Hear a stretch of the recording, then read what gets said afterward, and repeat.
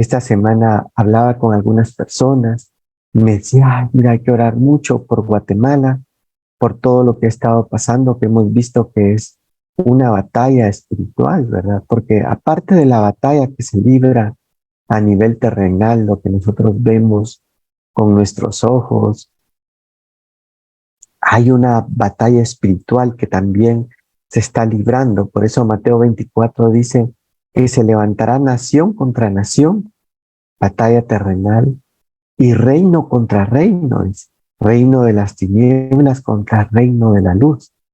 Y eso lo hemos estado viendo muy fuerte este tiempo. También dice que en Mateo 24 que vendrá una operación de engaños que engañará a muchos, aún a los escogidos, dice. Entonces, en este tiempo, mucha gente está siendo llevada y arrastrada por el error, ¿verdad? Dice la Biblia que aún Satanás se disfraza como ángel de luz para engañar. Y el apóstol Pablo le tiene que escribir a la iglesia de Gálatas en el Nuevo Testamento y decirles, miren, yo les he escrito a las iglesias, yo les he dicho que yo soy el perito arquitecto de la iglesia. Imagínense qué responsabilidad la del apóstol Pablo. Que soy un apóstol de Jesucristo. El apóstol Pablo siempre empezaba sus epístolas colocando Pablo, apóstol de Jesucristo.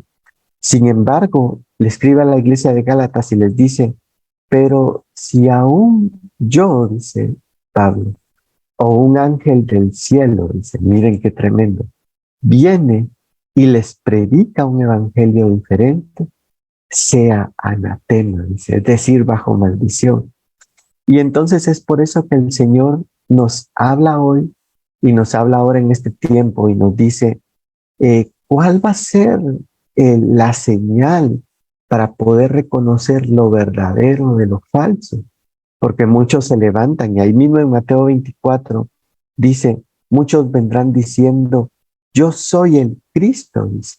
Y esa palabra Cristo significa el ungido o el enviado o el Mesías, ese que habría de venir. Pero hoy en día se levantan muchos también diciendo, yo soy el ungido, yo soy el enviado. E incluso diciendo, yo soy el Mesías.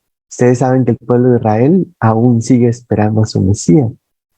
Entonces, dice que vendrán muchos en mi nombre diciendo, yo soy el ungido. ¿Cómo vamos a distinguir entonces a los verdaderos de los falsos?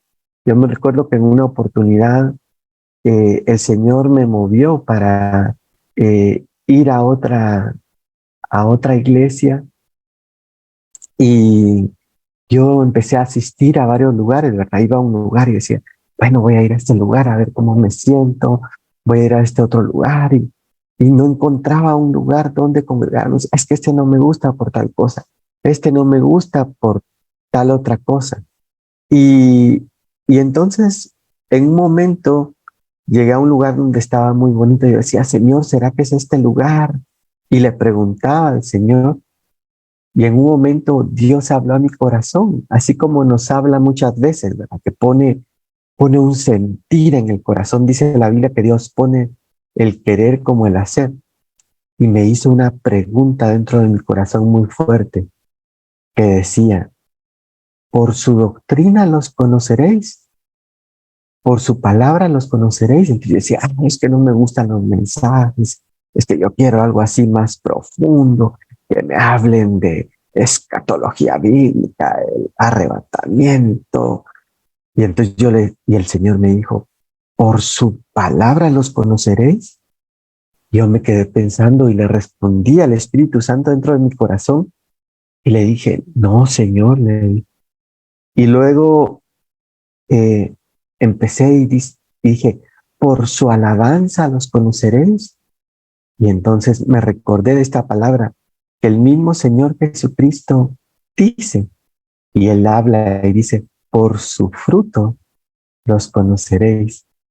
Entonces, cuando nosotros analizamos a los verdaderos y los falsos, tenemos que ver cuál es el fruto de su trabajo. La Biblia habla, por ejemplo, que los frutos del Espíritu son amor, gozo, paz, paciencia, bondad, benignidad, fe, mansedumbre, templanza. Pero cuando hay amargura, por ejemplo, se ¿verdad? Dice que una raíz de amargura brota y empieza a contaminar a muchos. Mucho de lo que ha pasado hoy tristemente en Guatemala, ¿verdad? Que se han levantado y ha habido una contaminación de otras personas. Entonces, ¿será verdadero de Dios? La respuesta es, por sus frutos los conoceréis. ¿Qué fruto está dando? Y luego habla y dice, y también en Gálatas, ¿verdad? Y manifiestas son las obras de la carne. Y empieza a dar una lista de actitudes, de pecados, adulterio, fornicación, eh, gritería, maledicencia, amargura.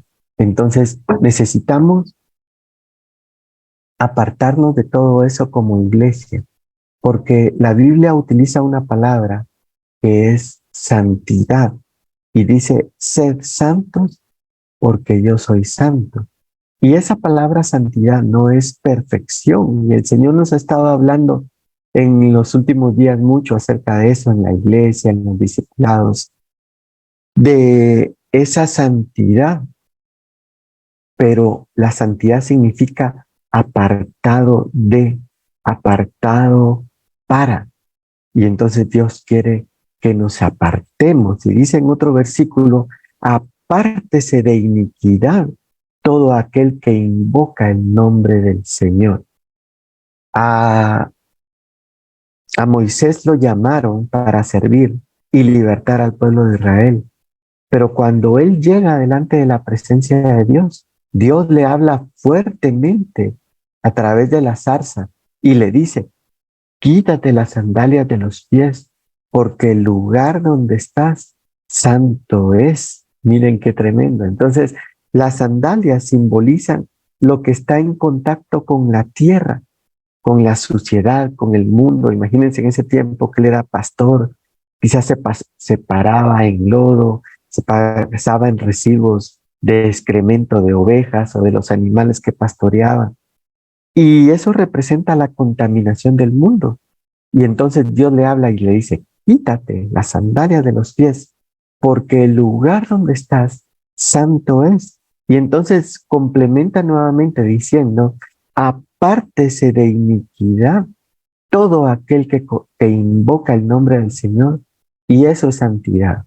No que seamos perfectos, no que seamos como angelicales o que ya nunca fallamos en nada, no, pero que aún en medio de todo anhelamos y buscamos y amamos a Dios y queremos serle fieles y decimos, Señor, voy en pos de ti buscando ser fiel y buscando agradarte.